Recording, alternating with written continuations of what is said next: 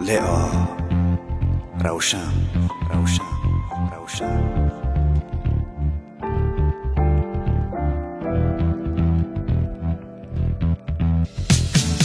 چرا تو تیز میای و تیز میروی خانه خود؟ من که عاشقی چشمات شدم ای همسایه خوب.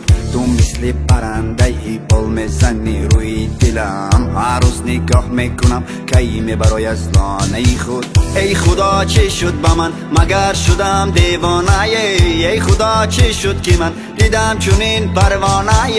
از دوری ها نظارتش میکند چشم دلم، تا نداند که دارد مرا همسفر همسایه.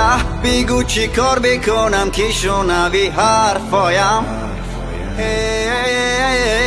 همسایه برون برا که دلم تو را میخواد هر ثانیه. دیوانه تر میشم من، دیوانه تر با ماه نظر میکنم و ماه من هزار.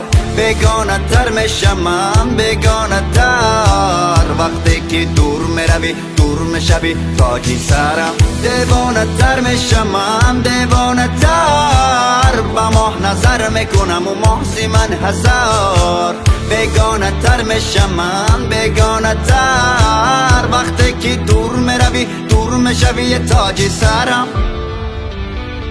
تاجی سرم همسایه. تک تکی را گشتنات رفتار و هی رفتنات، وقتی نگاه میکنی از دوری لبخند زدنات، از روی لحن صدات قلبم را دادم برات. تو مگر جان میخواهی مه بگیر جانم پیدات. دوست دارم تو گل لالم، من ندیدم و مثل تو روی عالم. این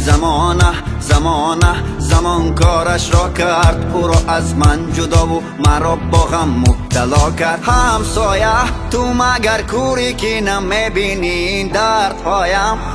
کجا مرا تنها گذاشته رفتی؟ همسایه تو ترک این کوچه کردی و ماندی تنهایم. یعنی دیگر بر نمیگردی؟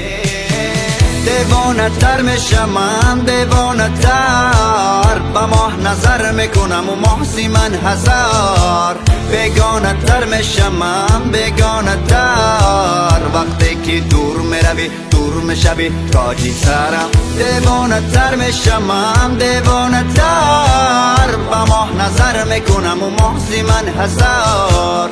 بیگانه تر میشم من، بیگانه تر وقتی که دور میروی دور میشوی تاجی سرم، تاجی سرم همسایه.